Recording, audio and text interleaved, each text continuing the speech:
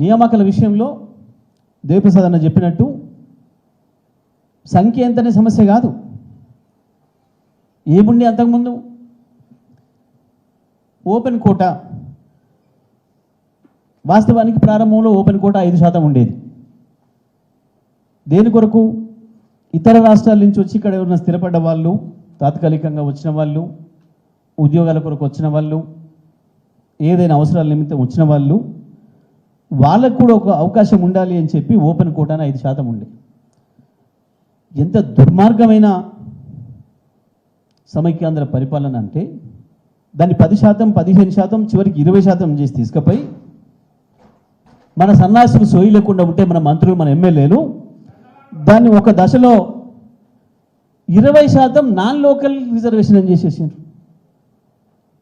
అసలు అంతకుమించిన దుర్మార్గం ఉండదు. నాన్ లోకల్ రిజర్వేషన్ ఉంటుందట, ఎక్కడ ఉండదు ప్రపంచంలో. రిజర్వేషన్ లోకల్కి ఉంటుంది, నాన్ లోకల్ వరకు కూడా అవకాశం ఇచ్చేది ఓపెన్ కోటా అంటారు. మన ఆదిలాబాదులో, మన మెదకులో, ఎక్కడో ఆంధ్రప్రదేశ్ శ్రీకాకుళం నుంచి, తిరుపతి, చిత్తూరు నుంచి వెళ్ళి వచ్చి టీచర్లు. అసలు టీచర్ల నియామకం స్థానికం. మొదట్లో అయితే టీచర్ల నియామకాలు పంచాయతీ సమితిలు, జిల్లా పరిషత్తులు చేసేది.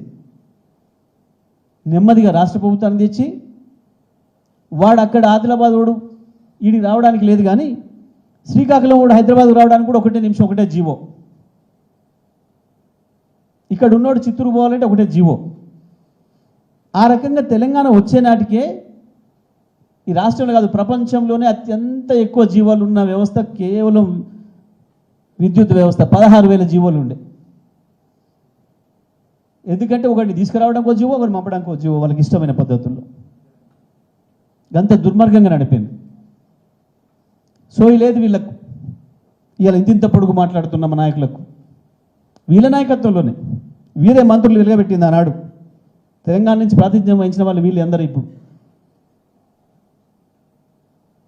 ఇవాళ కేసీఆర్ మీద అవాకులు చెవాకులు వెళ్తున్న వాళ్ళందరూ.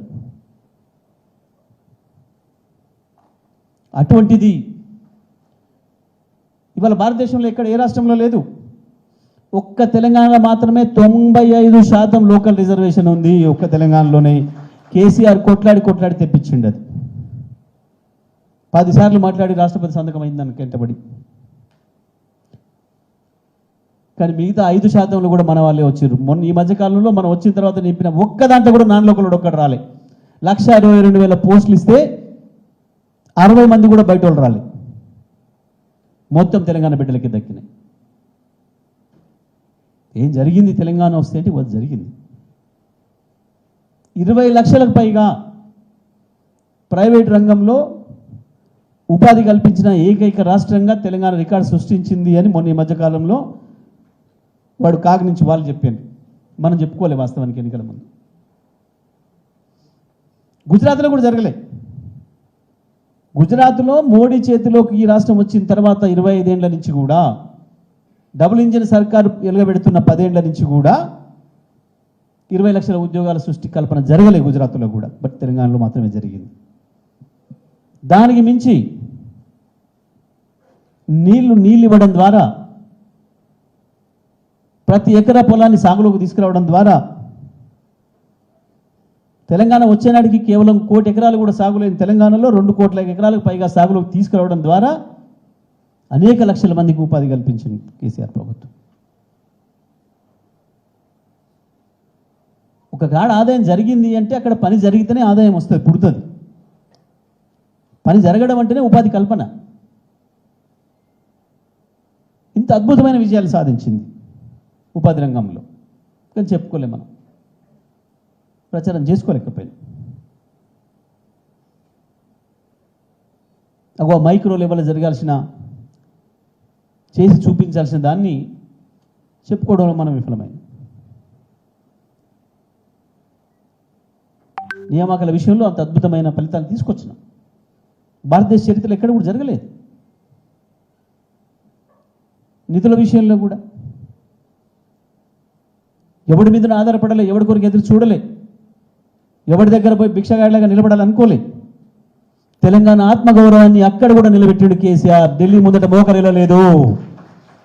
చాలు భయ వాడిస్తే ఇచ్చిండు, లేకపోతే లేదు, మన పైసలతో మనమే చేసుకుందాం, మన నిధులు మనమే పెంచుకుందాం, మన ఆదాయం మనమే పెంచుకుందాం, అనేక మార్గాలు ఉన్నాయి. వాస్తవానికి మోడీ ఒకసారి దెబ్బ కొట్టాడు.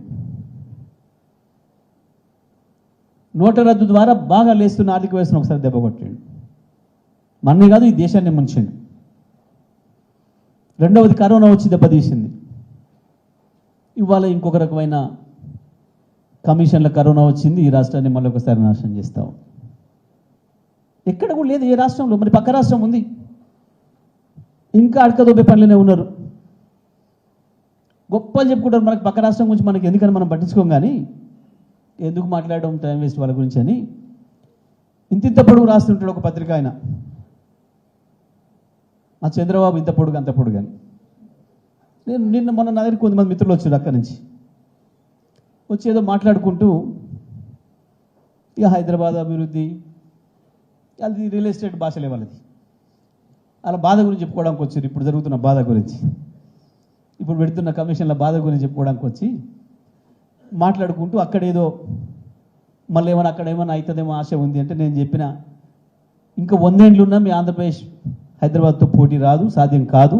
మీరు ఆలోచన కూడా చేయకుండ్రి, పోటీ అనేది పెట్టకుండ్రి, అసలు పోటీ మాటే రావద్దు. హైదరాబాద్ ఈజ్ హైదరాబాద్ ఎప్పటికి కూడా, దాని లక్షణాలు దానికి ఉంటాయి. ఎవడో ఏదో నేను చేసినా అని మాట్లాడితే అంత మించిన తెలివితక్కువతనం ఇంకొకటి ఉండదు. ఈ మధ్యన సార్ చెప్పిన సామెత ఉంది కదా మొన్న సభల అని చెప్పి, దాన్ని చూసి ఎలకలపడ్డట్టు, నీ చంద్రబాబు అంత మొగోడే అంత మునగాడే అయితే ఎందుకు అమరావతిలో ఒక్క సెక్రటేరియట్ కట్టుకోలేకపోయాడు? 5 సంవత్సరాలు క్లియర్గా పరిపాలన చేసిండు కదా మోడీ, ఆయన చేతనే ఉన్నాడు కదా. వాళ్ళ మోడీనే స్వయంగా వచ్చి శంకుస్థాపన చేసిండు కదా. మేము కూడా ఏం కిరికిరి పెట్టకుండా మా కేసీఆర్ సార్ కూడా వచ్చి ఆశీర్వాదం ఇచ్చొచ్చిండు కదా మీకు. అయినా ఎందుకు ఒక్క బంగ్లా కట్టలేకపోయినావు? మా కేసీఆర్ ఉన్నదాన్ని ఊలగొట్టి అద్భుతమైన బంగ్లా కట్టిండాడు, సచివాలయాన్ని మొత్తం భారతదేశం అంతా వచ్చి చూసేటట్టు. ఏది మీ మునగంతనం? మహామేధావులు ఇంత పొడుగు సర్టిఫికేట్ రాసుకుంటారు, వాళ్ళకి వాళ్ళే సంతకాలు పెట్టుకుంటారు, ఇట్లా బేషన్ భుజాలు కొట్టుకుంటారు, వాళ్ళకి వాళ్ళే. ఏమైంది తెలివి? ఎందుకు ఇవాళ కూడా ఇంకా 6-7 గంటలే కరెంట్ ఉంది ఆంధ్రప్రదేశ్లో? ఇవాళకి కూడా 6-7 గంటలే కరెంటు రైతాంగానికి. ఎందుకు కేసీఆర్ ఇవ్వగలిగిండు 3 ఏళ్లలో 24 గంటల కరెంట్? ఒక ఆంధ్రప్రదేశ్లే కాదు, గుజరాత్లో కూడా 6 గంటల కరెంట్ ఇప్పటికి కూడా రైతాంగానికి. 6 అంటే 6 గంటలు, 6 నిమిషాలు కూడా ఎక్కువయ్యారు, 6 సెకండ్లు కూడా ఎక్కువయ్యారు. ఆ రాహుల్ గాంధీ అంటూ పెద్ద కార్యకర్త దొరికిండు మోడీకి కాబట్టి నడుస్తుంది కానీ వాళ్ళ రాజ్యం. కేసీఆర్ కనుక నోరిప్పడం మొదలు పెడితే మోడీ బట్టలు ఊసిపోవడం ఖాయం. వీళ్ళు కొట్టుకుంటున్న గప్పాలు రాయించుకుంటున్నవి మీడియాని భయపెట్టి, పొలిటికల్లోడే భయపడుతుండే ఈడీలకు ఐటీలకు. ఇక మీడియా హౌస్ వాడు భయపడా? వాళ్ళు చేసే పనులే అవాయి, ప్రతినిత్యం భయమేనా, డబ్బాలు కొట్టుకుంటారు. కానీ ఎక్కడ ఏ రాష్ట్రం పోటీ పడ్డది కేసీఆర్తో? ఒక్క రంగంలో, ఇది అది అని కాదు, ఒక్క రంగంలో తెలంగాణతో పోటీ పడికి ఇది అభివృద్ధి చెందింది పలానా కాడ అని చెప్పడానికి ఒక్క రాష్ట్రం. అవి కొత్తగా వచ్చిన రాష్ట్రాలు కావచ్చు, పాత రాష్ట్రాలు కావచ్చు, మనకంటే పెద్దవి కావచ్చు, మనకంటే చిన్నవి కావచ్చు.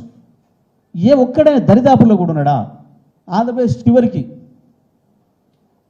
2023-24 సంవత్సరంలో మనకి ఎన్నికలు కావడానికి కొద్ది ముందట ఆంధ్రప్రదేశ్ మంత్రి ఒక ఆయన కలిసి నాకు మాట్లాడుకుంటూ అన్నీ, అరే అన్న పాలల్లో మీరే నెంబర్ 1 అయినరు, మాంసం ఉత్పత్తులు మీరే అయినరు, ఇక వ్యవసాయం మిగతా అయితే చెప్పనాలివి కాదు అని. ఇప్పటికి మాకు మాత్రం చేపలది ఒక రికార్డు ఉంది, మేమే చేపలల్లో అన్నాడు. అంటే నిన్ననే వచ్చింది రిపోర్ట్ కేంద్రం నుంచి, చేపలల్లో కూడా భారతదేశంలో నెంబర్ 1 రాష్ట్రం తెలంగాణ అయింది. ఓ అమ్మ, అది కూడా గుంజుకోరు అన్నమాది అన్నాడు. చేపల ఉత్పత్తులు కూడా తెలంగాణ నెంబర్ 1 రాష్ట్రం అయింది. ఒకనాడు ఒట్టి చేప దొరికితే మహా గొప్ప, ఒక్క పరకపిల్ల దొరికితే దాన్ని పులుసులో వేసుకొని నేను చేపల కూర తింటున్నా అనుకొని తినేది తెలంగాణ ఒకనాడు. కొంతమందికి అది నీసులేని ఉండరు, దాని గురించి మాట్లాడుకుంటాము చెప్తారు ఊళ్ళల్లో. వీరికి పరక దొరికితే చాలు తెచ్చి నీళ్ళ దాంట్లో ఏంది పులుసులో వేసేసి తింటున్నానే ఫీలింగ్తో తింటాడు అని. కోట శ్రీనివాసరావు వాడు ఏలాడు గట్టి తిన్నట్టు. గటువంటి స్థితి నుంచి తెలంగాణ భారతదేశానికి కాదు బయటికి కూడా చేపల్ని కూడా ఎగుమతి తీసుకొచ్చింది కేసీఆర్ పరిపాలన. కేసీఆర్ విజన్ అంటే ఏంటంటే గది. ఏమొచ్చింది తెలంగాణ వచ్చినాక? నిధుల విషయంలో ఏమొచ్చింది, నియామకాల విషయంలో ఏమొచ్చింది అంటే ఈ అద్భుతమైన విజయాన్ని సాధించడం.